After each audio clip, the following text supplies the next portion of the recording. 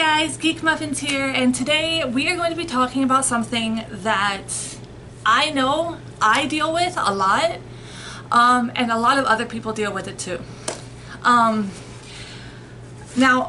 I don't know how many of you have ever just been asleep and felt like something touched you, or you're laying there and all of a sudden you hear this loud knocking or this loud thud, but there's nothing there.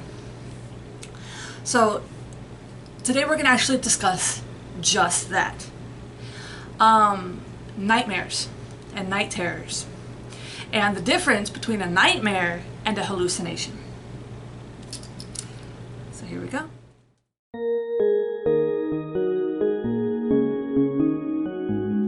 Okay, now I don't know about you guys, but I have some really weird and bizarre nightmares. I remember this one time I had a nightmare of these giant, like 20-story large shrimps that were attacking the Pentagon. True story. And the only way we were able to defend the Pentagon from these gigantic shrimps was to pour gallons and gallons of melted butter on top of these shrimp. And then we all ate them. Yeah. See, it doesn't sound scary to you. To you, it probably just sounds like, what in the world is this girl talking about? To you, it probably sounds really weird, but to me, at the time, it was extremely terrifying. It was very, very scary, and I love shrimp. I love to look at them because they're cute. I love to eat them because they are delicious, especially with before said melted butter. But at that moment, it was terrifying. But the thing that people have to remember is that nightmares are just that. They're just nightmares. And they are brought on by lots of different things, actually. Sleep deprivation. Believe it or not having enough sleep can cause you to have nightmares. Because your brain doesn't have... It's hard to explain. It's like if you take a glass, and you take this glass and you fill it with water. And during the course of the day, you're putting just a little bit more water in that glass, once an hour, every day. By the end of that 24-hour time period, your glass is full, right? Well, if you say you go 2-3 days without sleeping, say you have a new baby, that's the most common. And you're up, you've had maybe 2 hours of sleep in about 4 days, that glass at this point is half full, is completely full. It is overflowing. It is so full. So in order to empty out some of this glass, you have to drink it. You have to digest it. Well, there's not going to be any way for you to drink that much water without making yourself ill. Nightmares are kind of the same way. If you go too long of a period and you take in too much information and you take in too many stimulants and stuff like that, it means you don't give yourself enough time to sleep to kind of process everything, so that your brain can kind of file it away into like its separate little filing cabinets or its boxes. Then your brain is technically at that point on overload, and that's kind of where some of the nightmares come from. Is just your brain does not have the space to defrag anymore. There's also things like, there's sleep disorders that can cause nightmares as well, like narcolepsy. Narcolepsy is one of them. Narcolepsy, I don't know if any of you know what that is, but narcolepsy is basically just, it's called the sleeping sickness because you will fall asleep anywhere. Just anywhere, just be like, hey, how you doing? Like that, just gone. And you don't even realize you're doing it. But you know you've done it because you wake up in these really weird places and you're like, well, how the hell did I get here? Narcolepsy. Another common cause of nightmares is called tricyclic antidepressants. One of these is called amitriptyline. This is just a particular type of antidepressant. It's just the chemical compound of it messes with your brain. Technically, well, hey, yo, D, that's what it's supposed to do. It's an antidepressant. I don't know why I just had this, Brooklynese accent. I am sorry, that was horrible.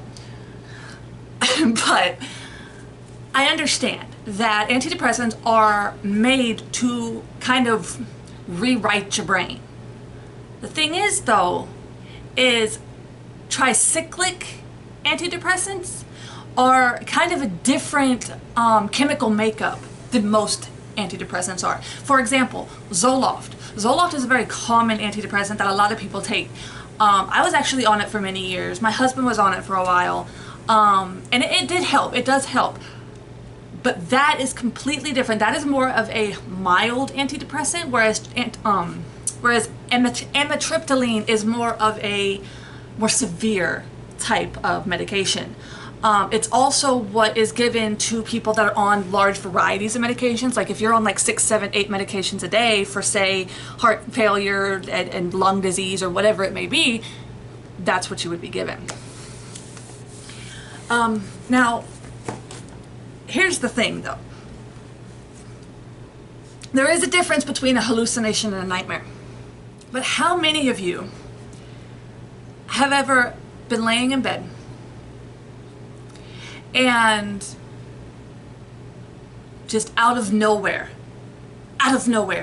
you jolt up out of bed, you sit straight up and you're hearing just knocking at your door? Or you hear somebody talking. Or you open your eyes and there's something there. There's something like, my thing is I'm horribly afraid of spiders. So I often will have like hallucinations of spiders in my bed. And then I freak out trying to find it and I try to get away from it. These are called hypnopompic hallucinations. There's a name. A hypnopompic hallucination is basically, making it simple, you're still sleeping. Your brain is still in REM. As long as your brain is in REM, it is still trying to decompress. You're still not completely conscious of what's going on. You're awake, but you're not completely there. And all this is basically your brain not being able to wake up as fast as you technically are. So it's not able to decipher between what is reality and what is the dream you were currently having. Now, I mean, it's simple to explain that it's simply a hallucination that occurs because your dreams are invading on your waking cycle. You spend too long in REM. That's what it is. Now, anybody can have this. Anybody can. Anybody can have it. I have it almost constantly. Like I said, I'm always waking up spiders in my bed and there's no freaking spiders. But it's most common in people who spend an obscene amount of time in REM. This can be caused by, again, sleep disorders, sleep deprivation. There, see, I can do English things, and particular antidepressants.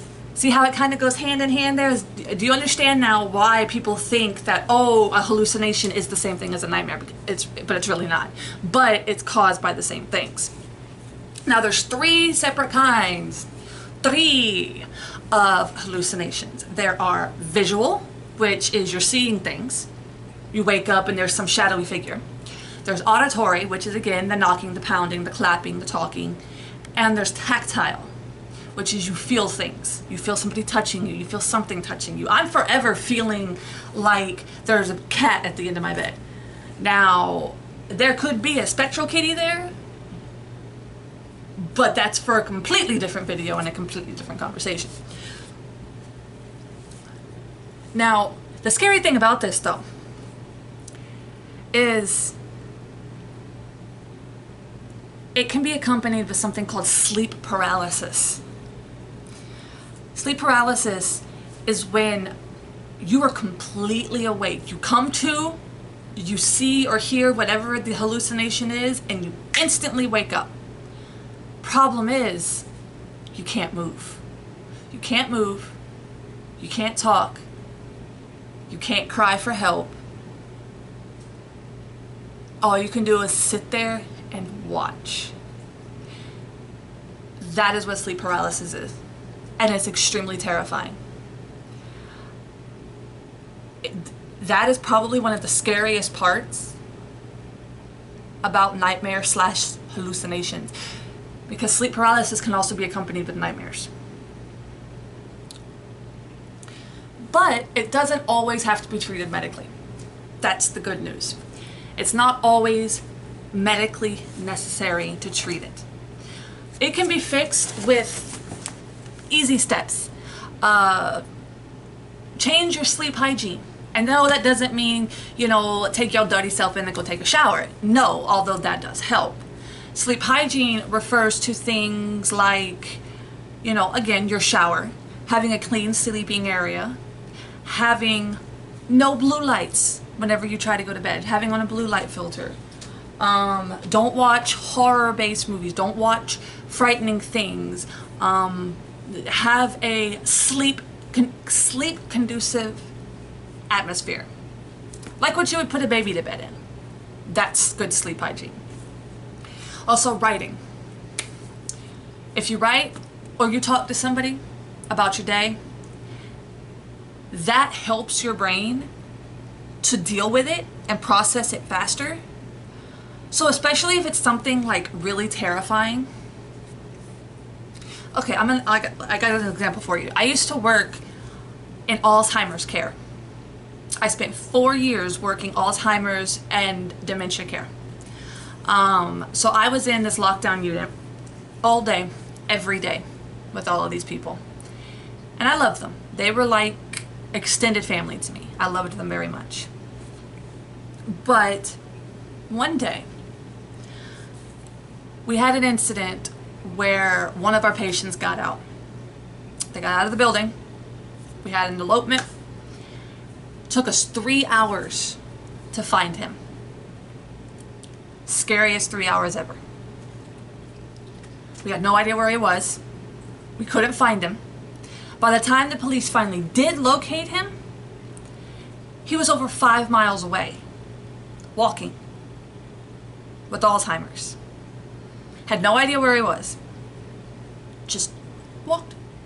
And walked across several busy main roads. I'm talking like 3 or 4 lanes on each side, you know, main roads. He came back, and the only thing that was wrong with him was he was dehydrated. He was thirsty. But that scared me so much. And at the time, I really didn't have anybody to talk to about it because, well, you know, who wants to listen to the ramblings of just another CNA? So I kind of kept it kind of kept it in, tucked away. I just tried to deal with it myself. Well, I had nightmares about it for 3 days. I kept waking up to the sound of the door alarms going off. I kept having nightmares that I was trapped. I was trapped outside. I was trapped somewhere. I didn't know where I was, didn't know how I got there. It was kind of like I was dreaming that I had amnesia. And it was horrible. When I finally did talk to somebody and I finally did sit down, I was like, look, this is what's been going on. This is how I've been feeling lately. This is what's been going through my head. Once I managed to talk about it and get it out, the nightmare stopped. Because I was finally able to come to terms with it. It's not always about what your brain is able to decipher about your life. It's also about what you're able to deal with. If you deal with something traumatic, if you go through something traumatic but you don't deal with it, it's going to haunt you. It's just the way it is. Back to the topic here. Another way to help prevent some of these nightmares and some of these hallucinations is to flat out just de-stress. Listen to soothing music, take a hot bubble bath. You know, that kind of comes back to the sleep hygiene. The process of getting ready for bed should be your de-stress time. You know, take a hot bath, read a book, read the newspaper, listen to some, some 528 music or something. Whatever it takes to calm your mind and help your body to calm down too. Now, this last one is going to be like, really what? But trust me, believe it or not, it is recommended that if you have an overactive brain, to play video games before bed. As odd as that sounds, because most people tell you, don't play games before bed, don't play games before bed because it keeps your brain going. But here's the thing. If your brain's already going 99 miles an hour every day, all day, every day, playing a video game helps you to focus on one thing and helps you to calm down. See, me, I can't do that. I can't play a game before bed because if I do, it keeps me up all night because I'm an insomniac.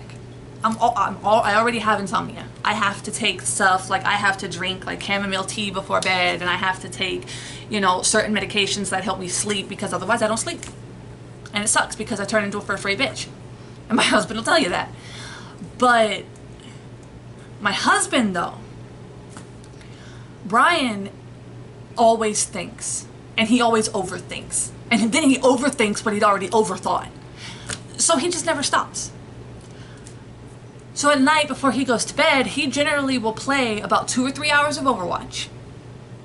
And then lay in bed, listen to music, and play another about 1.5 to 2 hours of Hearthstone on his phone. That is his nightly routine. It's the only way he goes to sleep. If he doesn't play his games to where he can kind of de-stress for the day and like come down and just be like, okay, whatever, I'm copacetic, he does not sleep. I'm not even kidding. I remember a night where we didn't have our internet because we had a storm, and the storm knocked out everything, and all of our electronics, everything is on an internet. And so he couldn't play Hearthstone. He couldn't play, you know, because his phone was having an issue. I mean, it knocked out everything. Knocked out our Wi-Fi signals, knocked out our internet, knocked out everything. And he was laying in bed, and he could not sleep. He stayed up all night. The only reason I got him to go to sleep was because I ended up feeding him one of my trazodone and told him go to sleep at like 4 o'clock in the morning, and we had laid down for bed at 11 o'clock the night before. And he had been up since about 8 or 9 that morning. So, yeah, it was... He's one of those that gets to play video games before bed. Yeah. I play video games before bed, and then I still have to sit and watch TV for like an hour, or like piddle with my phone or something for like an hour before I'm able to sleep. Because all that goes through my head at that point is just tick, tick, tick, tick, tick, just keeps ticking on and on and on and on and on about like whatever game I was playing. Like if I'm playing Diablo before bed, it's like I have nothing but images of like these demon hunters and like witch doctors and stuff, and like I'm just killing stuff. So yeah, it's not fun. I read at night, and that's why. So yeah. There you have it. There is the difference between hallucinations and nightmares, and a few ways to kind of prevent some of your more horrifying nightmares, because face it, nightmares are nightmares because they're not pleasant. I hope that this helped. I don't know if it did. If it did help, please let me know. If you want to share any of your more horrifying nightmares that you've had, you can leave them in the comments, or I will leave my contact email in the description. You can send me a private email. I do hope that you like, subscribe, and share this. And I will leave a link to my Patreon below. Everything helps. Every dollar we make helps us so much. It helps keep, you know, it helps with the video equipment, and it helps, you know, hosting everything, and it helps a lot, and it makes it to where we can go and we can do fun things and go do stuff. And I have a lot of ideas for different channels and different show ideas that I want to try, so those are to come. I hope that you all sleep well, and remember to just keep it geeky.